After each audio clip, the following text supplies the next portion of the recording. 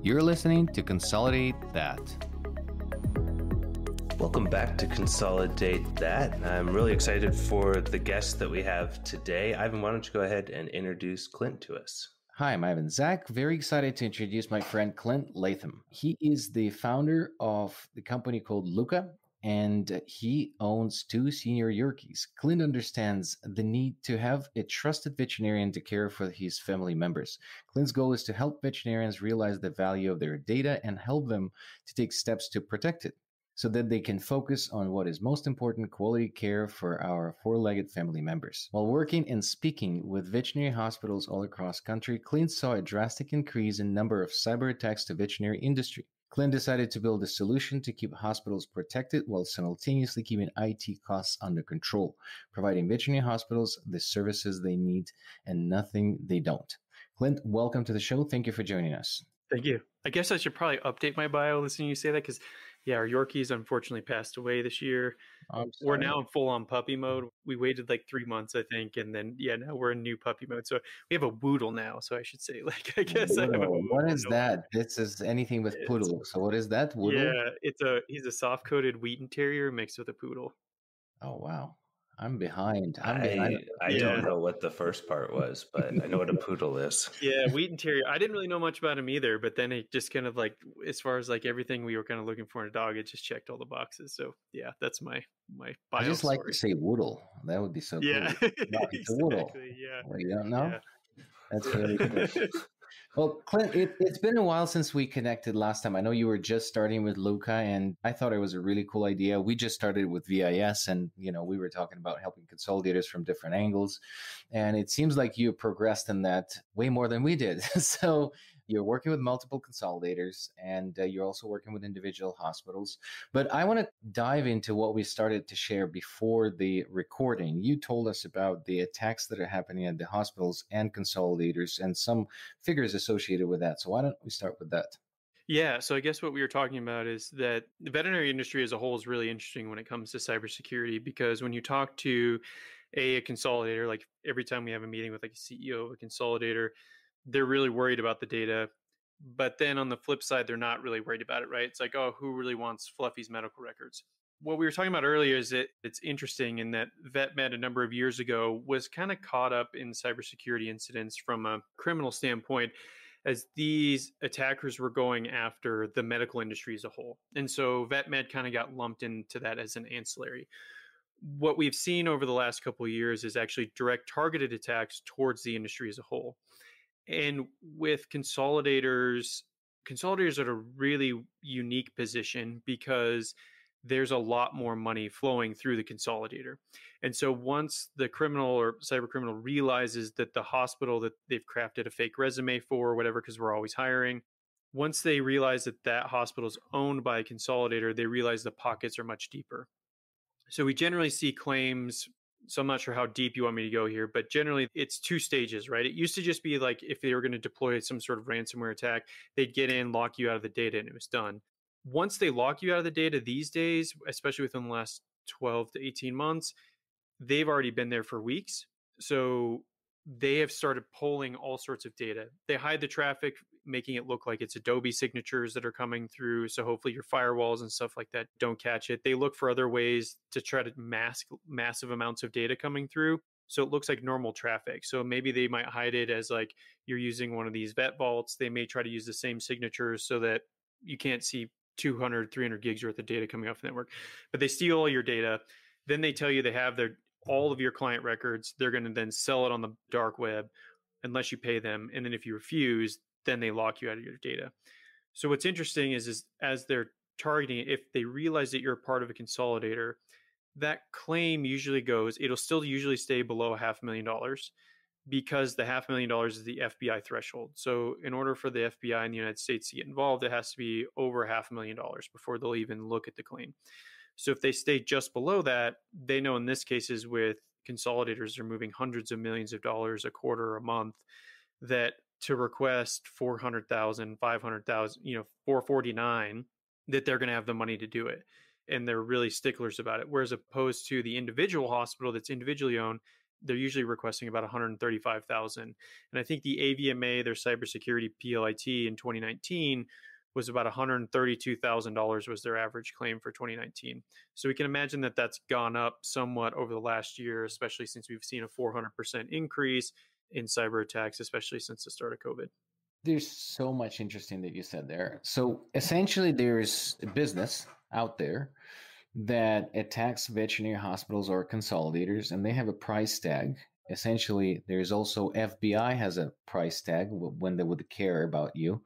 So I assume if you have 15 hospitals attacked each by 400,000, they would still say, I don't want to deal with it because it's only 400 each. I don't know how that works. Yep. Another big thing that happens a lot is like business email compromise. Happens a lot in the consolidator space, again, because they know the amount of money that's moving around. So they try to get access to the email account, request wire transfers, all sorts of stuff. I mean, now we're seeing SMS messages that are pretending to be the CEOs of these companies. We've seen wire transfers of $50,000, $60,000. We've seen them get upwards of like $90,000 where they start requesting these wire transfers. And then unfortunately, a lot of times, it's the third or fourth wire transfer. Then somebody higher up's like, well, wait a minute, where's this money going? It's not coming to us. But you're right. It used to be $250,000, but then I think it was in 2018, they raised it to $500,000 because they were so inundated with requests, they couldn't keep up. So rather than figuring out a way to stop it, they just raised the threshold. And they just said, we're not going to do it. That sounds right. Yeah, exactly. Right. Yeah. That's so interesting. So now you got me worried on many levels. So we have now something that nobody cared about. And, I was, again, just with a certain degree of not being educated on the topic. I thought, okay, well, what can they steal from the vet hospitals? That Fluffy had diarrhea last week? Like, what kind of data? And this is way more serious, especially locking down the data. I'm going to take a little bit turn into this whole situation that we're dealing for the last 3 years in VIS is the data merging, normalization, and everything else. So in order to operate business, I mean, some consolidators do pull the Excel sheets and from 80 hospitals together into one, but those that are more sophisticated that put the extraction agents, whether it's ACT Bitworks or vet data, data point, whatever you're using or something proprietary, they put a data agent on the server-based applications and then pull the data in the central warehouse. I assume that everything that's gone to AWS or Google is very well protected once it's there. How safe it is, and do you know anything about these extraction agents? Is that making a hole in the data and it's compromising the data, or is there anything that we can know better about using these extraction agents? You've been there. Is it encrypted end to end? Yeah, no. Exactly. And that's the other thing. So the other piece that we hear a lot in the vet space is honestly, like if a hospital came to me, a new person came to me and they're like, I'm really concerned about cybersecurity. I want to make sure that we're protected. I would still have them go server based today. It's far safer. And everybody says, well, why is that? When it's in the cloud, there's the redundancy. There isn't a single cloud-based practice management system that has, like, if you go to, it's the federal agency, it's the Security and Information Security Administration, one of those big acronyms like the NSA. They release bulletins, and they also helped. The White House released a letter in June of this year about like their top 5 things that all businesses across the US should do from a cybersecurity standpoint. And that was after these $40 million ransomware hits to CNA and the beef plant. But there isn't a single cloud-based practice management system out there that takes some basic cybersecurity approaches to help not allow access to that data if my credentials are compromised. There's nothing in there. Like, I'm talking very basic stuff, 2FA, basic location lockdown, like locking it to the IP. I think one of them will allow you to log in from an IP address. So if you have that's rare. a static IP, you can lock it there. But other than that, if I get on the network and then the credentials are still compromised, like 2FA basic stuff isn't there. So what we see a lot is in this business email compromise, especially cloud-based practices, once they get access to the clinic email, and how many clinics out there, even with consolidators, because they do the buy and hold, right? So it's buy the hospital, put them in the bucket, don't change anything. So that hospital's still running on that free Gmail account that they've been using for 20 years. It's still the IDEX 123 password or whatever it is that, that's the same password that they've used for everything. They get in, they get access to the email account. They're able to recover a login credential for the cloud-based practice management system. They start pulling invoices because now they can basically log into that practice management system from anywhere. They start pulling invoices from that hospital. Then they log in as the account and send invoices to all your customers saying, hey, you didn't pay for this dental. Remember this $365.23 change, and here's all the items. And the customer's like, oh yeah, we did do that, but I'm pretty sure we paid. Or they're like, hey, your credit card didn't go through. Can you repay this? And so we'll see hundreds of thousands of dollars being paid to some fake bank account that's not going to the hospital, and then the hospital catches on, or people start calling like, no, I see the charge on my account, but yet I just paid you again. I need you to refund me. And so now the hospital's dealing with this whole like customer management thing. You have people leaving because like, what the hell, you charged me twice, and then it's a huge mess. So I mean, I got on my soapbox there a little bit, but still today, because of some of those risks, it's far easier for us to protect a server-based practice management system. We can really lock down the access controls. We can monitor who has access to the data, how it's being pulled out. We can limit the data tools. We can do all that with the cloud. It's the Wild West, and we have no idea how they have it protected, assuming they have good IAM controls within AWS or the Google Cloud, but we don't know. So Clint, coming from a PIMS background and being a fan of the cloud-based PIMS as a user experience, the ease and sort of the software technology side of it, what do you think is a good happy medium there? I think a lot of the industry understands the need to be cloud-based just for flexibility and growth, and so that you're not running an extremely old, outdated software. And for financial, minus getting attacked, it's financially beneficial to not have a server in your own cloud. What's sort of the options there? I would challenge the question on beneficial of not having a server. There's two pieces there. So if I put my CIO hat on, so if I was like the chief information officer for a bunch of hospitals, if I take the cost of a good server, we're talking SSDs, RAID 5, RAID 10, however you want to configure it, that hardware is probably going to cost me $7,000 to $10,000 one time, right? And it'll probably cost me $3,000 to $4,000 in labor, depending on what the hourly rate is where I'm at, to have an IT professional set that up. If I amortize that over a 7-year period, the life of that server, and especially with some of the support costs, it's still far cheaper than going to the cloud, especially with some of the big ones like EasyVet. EasyVet's insanely expensive to switch to. Yeah. It is not cheaper in any way to go to EasyVet. So from a cost perspective, a local server still, you can't beat it. I mean, you can't beat that cost when you spread it out over the life of the server. It's just far cheaper, so you take $12,000 to $14,000, divide that over a 7-year period. What's your monthly cost? Versus if you go to Cornerstone Cloud, or if you go to EasyVet, or if you go to now Rhapsody has a unique kind of billing model, which may allow you to save some money there. But that would be my first thing. The second piece, though, is if I also look at it from a reliability on the infrastructure side of things, the cloud is beneficial in that it helps reduce our dependency on the local infrastructure. But again, we're now heavily dependent on internet, and most hospitals aren't ready to then put in a duplicate line, right? And you also need a firewall to be able to handle the redundancy for that duplicate line. So now you add the cost of a second business class line, a firewall, and the yearly subscription. Is it really cheaper? I don't think so, with the hundreds of hospitals that we've looked at and talked about this conversation. But to play devil's advocate to myself, I do think it does make the workflow, the overall hardware that you should have to purchase. I mean, at that point, if you're cloud-based, you could probably throw in buy a couple Chromebooks, throw them in the closet. If a machine dies, just throw that Chromebook there. You're up and running in a couple of minutes because you basically just need a web browser. So there are some benefits, and it depends on where you want to spend your money and in what's important to you. So I don't know that was the right answer. For me, I do think the cloud is the future. Once we as an industry can start thinking about cybersecurity being important rather than an afterthought, and it's something that we kind of have to do, and that one of these companies is going to get hit, right? I mean, we already saw MBA get hit, 400 hospitals that got hit because of some infrastructure that they use and how they access all their hospitals and kind of how they set things up. And so with the Kaseya attack, it's only going to be a matter of time before we see one of these other companies get hit what we call the supply chain attack, because now you have access to thousands of businesses and not just one or maybe 100. Yeah, I still have tons of questions. One is a very, very quick answer that you can provide. One is,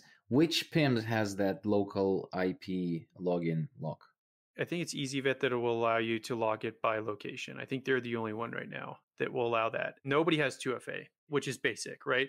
Can you expand that? Because not everybody understands what that is. Oh, yeah. So two-form factor authentication. So basically, and it can be done really nicely so that it's not an interruption to the hospital. So basically, I need some way to authenticate myself after I enter an email address and password, right?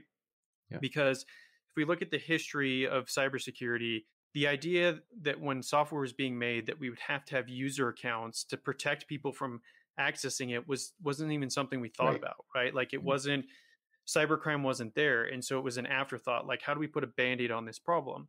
Well, again, if we look at most hospitals, again, their passwords are on sticky notes everywhere. Yeah. Like when we do an audit, if we do a physical audit, you'd be surprised the amount of information I can get in just by coming in and putting my elbows on the counter and asking for an appointment, the amount of information I get, bank accounts, you name it, right?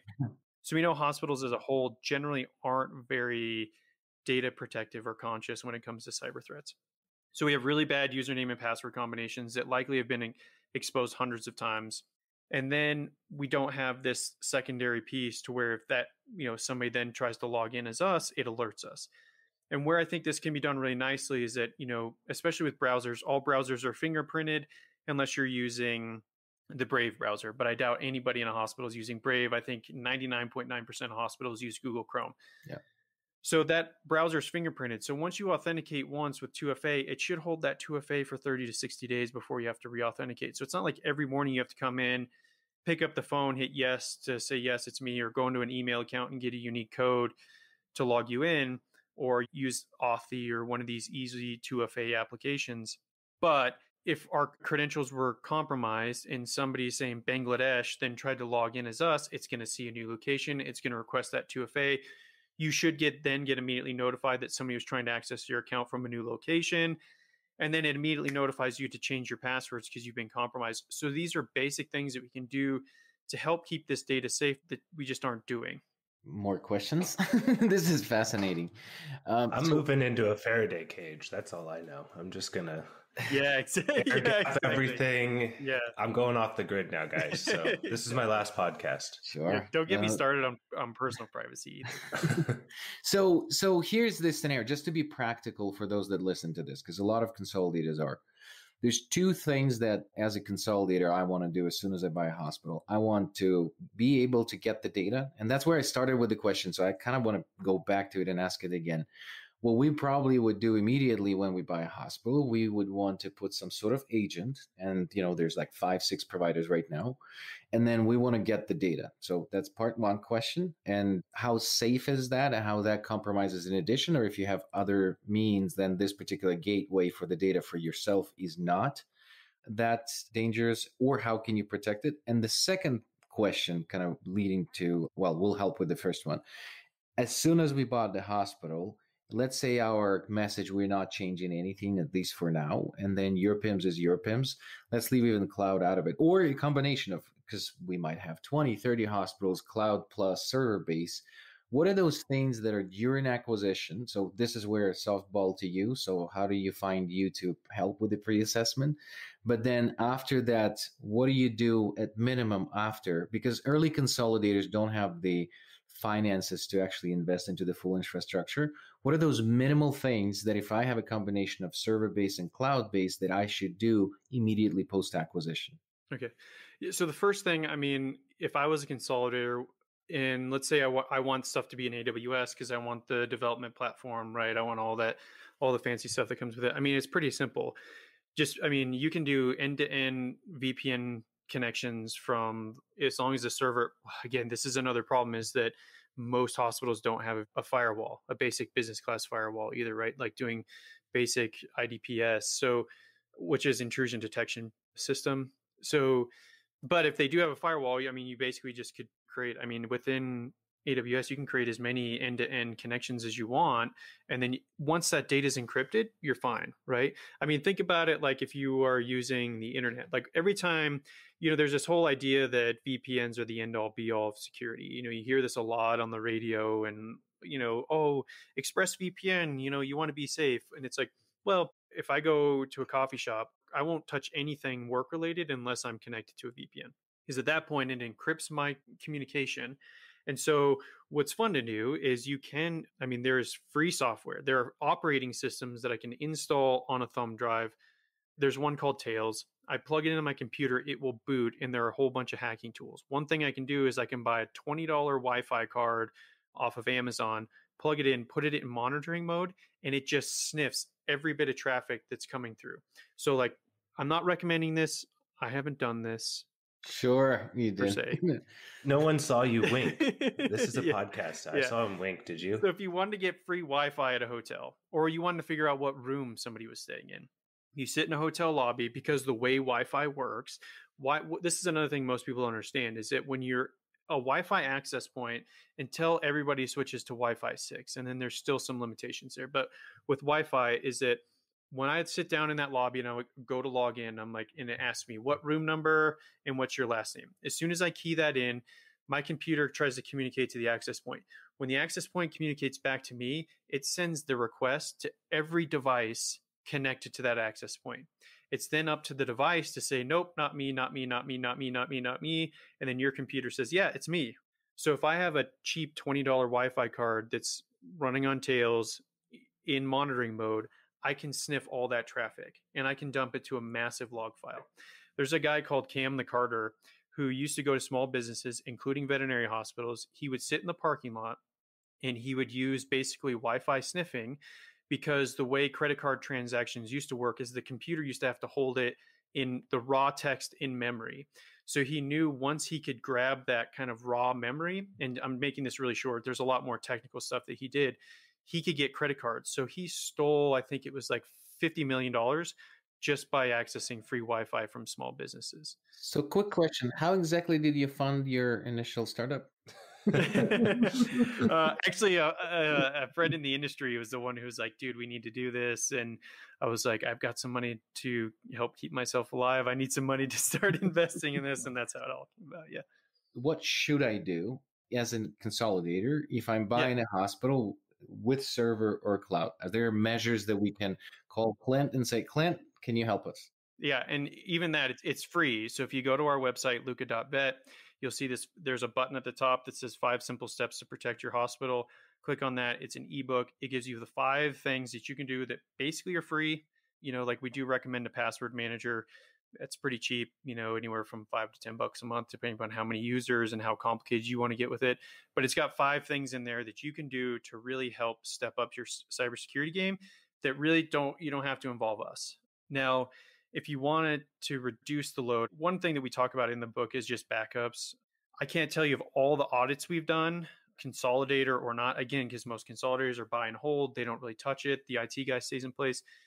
There hasn't been a single hospital that we've audited that I've said, if you got hit, you'd be able to recover.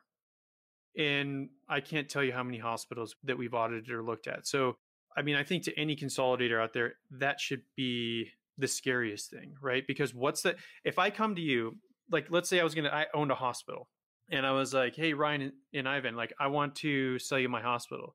Like you said, you're like, okay, cool. Let us tap in the PIMS. I'm like, well, yeah, about that. My practice management system is empty. How much are you going to give me for the hospital? Yeah, that will drop in price. It's a new business now. Yeah, right. Because you have no customer records. And it's this idea that, who wants Fluffy's records? With CCPA, GDPR that's in the UK, and now CCCPA being replicated, I think, amongst 8 other states in the US, and CCPA is the California Consumer Protection Act. There are some, and we've worked with some data attorneys on some audits with some consolidators as we've gone through this, because there are a bunch of legal requirements once they get access to that data. And then depending upon what data they've accessed, you then have to provide privacy protection services like LifeLock kind of stuff for your customers. How much does that cost? How many customers do you have in that database? What does that cost? So there's this idea that we don't really have any data that's of any value. And it's like, no, you do. And you just don't realize it. And again, if we think about like the Covetruses and these other big titans of the industry, there's a reason that they want those data connectors in your hospital. Like, just like Martin. I love Martin, but Martin and I will get into this conversation all the time. And Martin's like, yeah, it's not worth anything. And I'm like, Martin, if it's not worth anything, why do you want it? Why do you want the data? Because it is worth something. And it's just, unfortunately, the veterinarian is told that it's not worth anything and we shouldn't have to worry about it. Thank you. Thank you so much for joining us. Can you please help us again? And where do people find you if they want to tap into this whole wisdom that you have and find help on the cybersecurity? Where's the best place to find you? Yeah, you can just go to our website. It's www.luca.vet. You can go to our free education resource button there. We put out a new article that's cybersecurity and veterinary related every week. So I think we have hundreds of articles there that touch on the industry specific if you want to learn about it that way. We also have the free ebook. So again, it's called 5 Simple Steps to Protect Your Hospital. You can download that and take a look at that and start implementing that sort of stuff. Hand it to your practice manager if you're a consolidator. I know most of them sometimes have a director of IT, but that one person's trying to manage, 100 hospitals. So I'm assuming they probably don't have the bandwidth for it. Again, another interesting job I probably wouldn't want, I think, when we're talking about the consolidator space, because really overworked and a lot of problems for them to manage. So you can hand it to them, and then maybe they can get it to the practice managers that can then kind of learn how to start implementing this stuff over a weekend, or spread it over a few days to really start protecting the hospital. I also do a podcast, not anything cybersecurity related. It's called The People of Veterinary Medicine. So we just try to find amazing people doing amazing things in vet med and tell their story. This really doesn't have anything to do with cybersecurity, but we just love the people in the industry and trying to tell their story.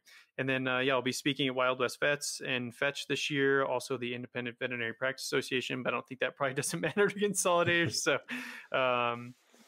Great, Clint. Well, thank you again so much for joining us. This was eye-opening and fantastic to hear, and we hope to have you back again for another episode. Yeah, thanks for the time. I really appreciate it, guys. Well, 2 more questions that we usually ask at the end. Is there a book, a video, or a TED Talk, or anything that inspired you recently that you would recommend to the listeners? If you're interested in just overall the impacts that data have on you as an individual, which then definitely replicates to business, is Edward Snowden's Permanent Record. I think it's probably one of the most important books that's been written when it comes to technology and the impact that it plays. And you'll really be amazed at the stuff that's going on that we don't realize, and how much of our lives are really being tracked on a day-to-day basis, and how much of you is really out there that's permanent. You can never erase. So I think that's really important. Yeah. If I had to read a book. And we also ask usually for someone else in the industry that you think would be a great guest for this podcast. If you haven't interviewed him yet, I think Josh Weissman would be great. I think Josh would be amazing, just because one thing that we talk a lot about in cybersecurity is the importance of what Josh calls psychological safety. And so what I mean by that is that we've come into a lot of hospitals where the receptionist makes a mistake because these cyber criminals are professionals at tricking people. And then the manager's first response is to chastise that person for making a mistake.